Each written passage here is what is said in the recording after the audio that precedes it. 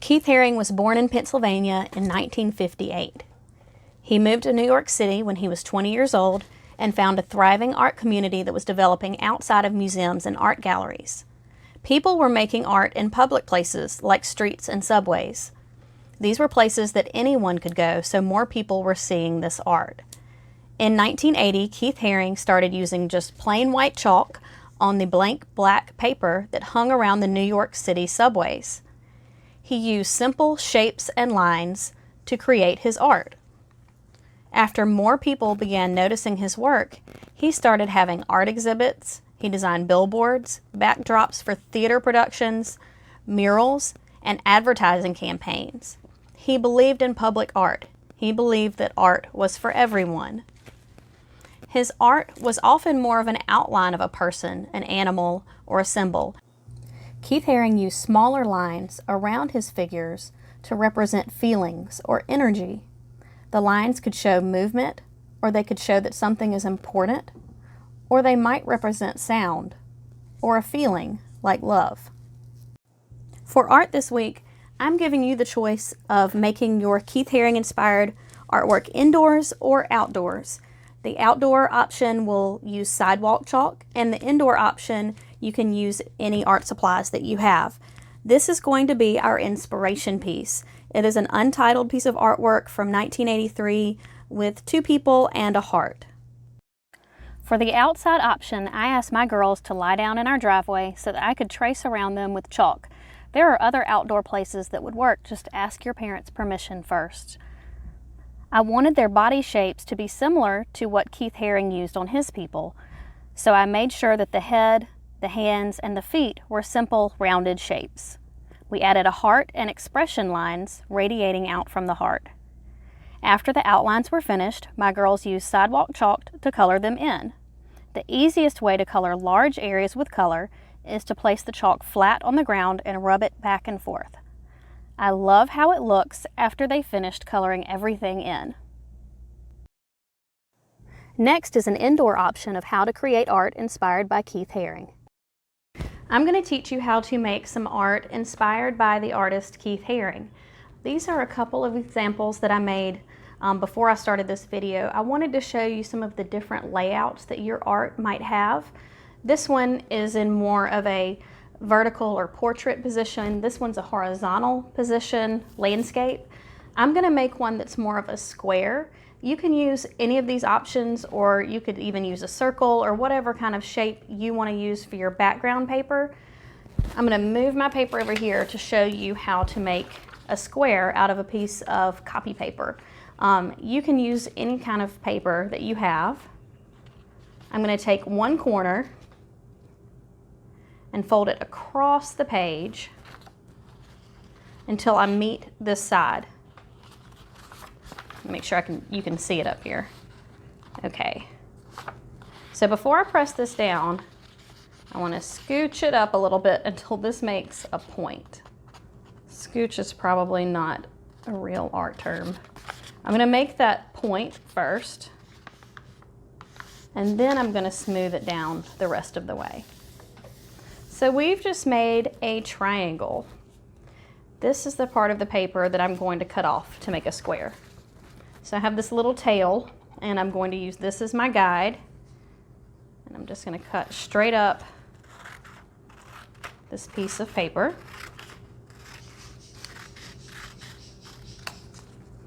You can save this and use it to make a bookmark or something else. I'll put that aside. When you open it up, you have a nice square. Now again, you can use your paper without cutting it if you would rather use a different format. The piece that I'm going to be inspired by today is a piece of artwork that he did, I believe, in 1987. It's untitled, but it has a heart, and then it has two people underneath it. Now you can use however many people you want to use in your artwork. I did this one kind of to represent the people who live in my house, my family, and I colored each person sort of their favorite colors. Like my youngest daughter really likes pink, and then my older daughter likes green, and I like greenish blue, and then my husband likes purple. So I kind of did that to represent each person. Some of his artwork is black and white, so you could leave yours in black and white or just color parts of it if you wanted to. I did this one to represent my girls, and I did my oldest daughter in green and my youngest one in pink. But you can choose if you want these to represent people that you care about in your life, or if you just want to do random black and white people, that's fine too. All right, so if you want to, you can also add sort of a frame to your artwork. I'm going to use a marker. You may want to use a pencil and then come back and outline on top of it with a marker. He did use lots of black outlines in his artwork, and they make everything really strong and graphic. They make all of the figures stand out, which I like. And you can outline yours with a black crayon or a marker or whatever you have. All right, so that's sort of my frame. In these, I added patterns outside of where my frame is. So if you wanted to add some pattern around your frame, you could do that. If you wanted to add like some swirls and some zigzags or any pattern that you like.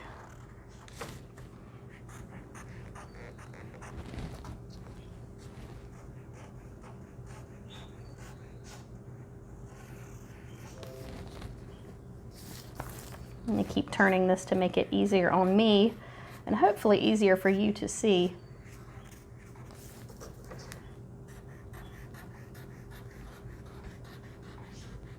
So any kind of frame you want to add, or if you want to leave that area blank, that's okay too.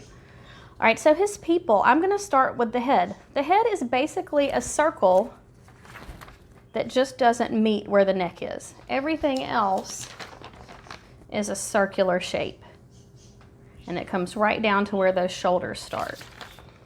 So if you want your people to show any of their legs, then you may want to put the head up here.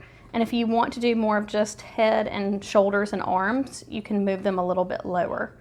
I'm going to do these a little bit lower, and I'm just going to do 2 people, so that means 2 almost circles. And if it's easier, you could draw a circle with your pencil and then just erase this little part that you don't need.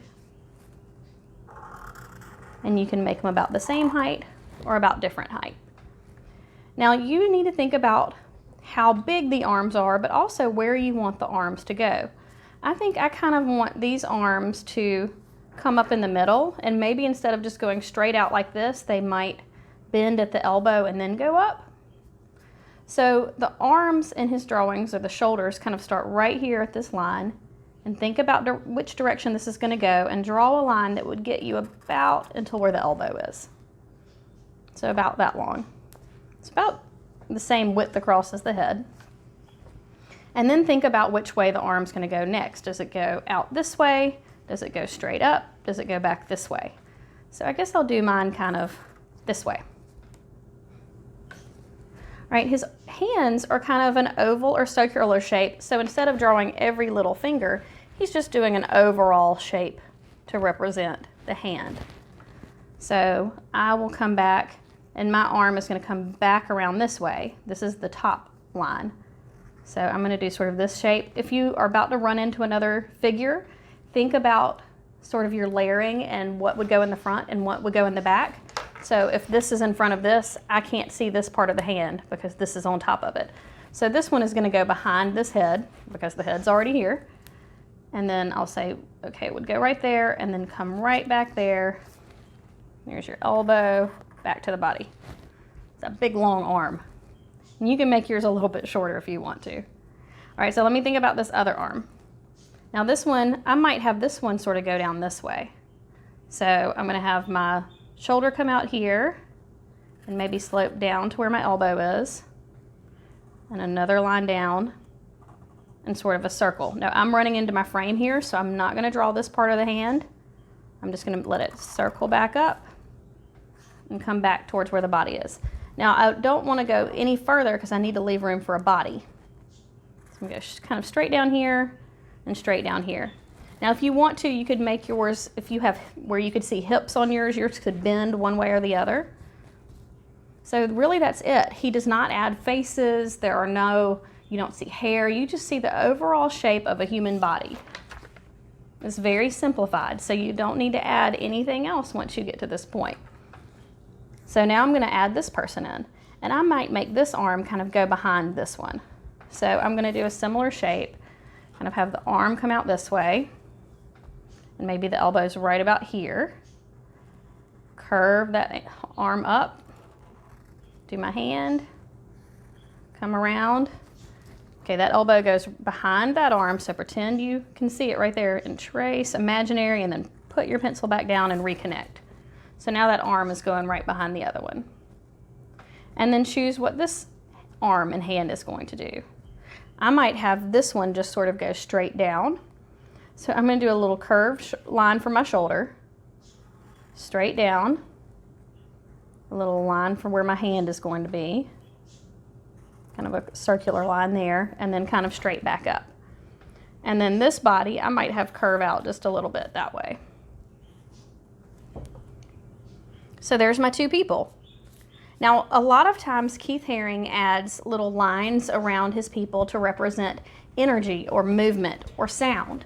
So I might add just a little to show maybe that those hips are moving a little bit, and maybe that these arms have some movement.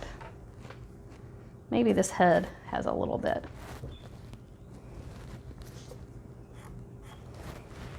All right, and in the background, we have a heart. Now, if you would rather use a different symbol in your picture, you could use a different one. If you wanted to do a circle or the earth or anything else, you could do that in the background instead of a heart if you would rather do something different. So I'm going to come up, do my top curve. Now look, this is going to go behind their heads a little bit. So mine would go right about here. And then I'm going to do my next curve. I'm going to start here. Doesn't have to be perfectly even. It's going to come right about there. This line would show right there. Then I might do just a little bit of the tip right there. A lot of his have lines kind of radiating, which means coming out of, from where the heart is. And again, those just might show energy or love or show that feeling in this picture. So if you would like to draw some lines that come out of your heart, or whatever you have in the center. Remember again, don't put them on top of your people, so you can kind of skip around, and wherever you think that they would be, maybe a little one there, little one there. And see, I'm sort of doing a variety. I'm not making mine all exactly the same. And then sort of decide where they're going to meet in the middle, something like that. Now, in some of his artwork, he left a lot of it black and maybe just colored a section of it. He might have just colored in, say, the heart part of it, and then left the rest of it black and white. So if you want to use crayons or markers or paint or whatever you have, you can color. Now remember, when you're going around things like this, slow down. And if you didn't already, it would be a good time to go back and do some outlines either with a marker or a black crayon to make it look a little bit more like his artwork. So add color wherever you think it needs to go. Now you can also do the lines radiating out of the heart or whatever your center object is, kind of more in a thicker pattern, like these look more like rectangles. It's up to you. Put your own personal stamp on your artwork. But I cannot wait to see how your Keith Haring inspired artwork comes out.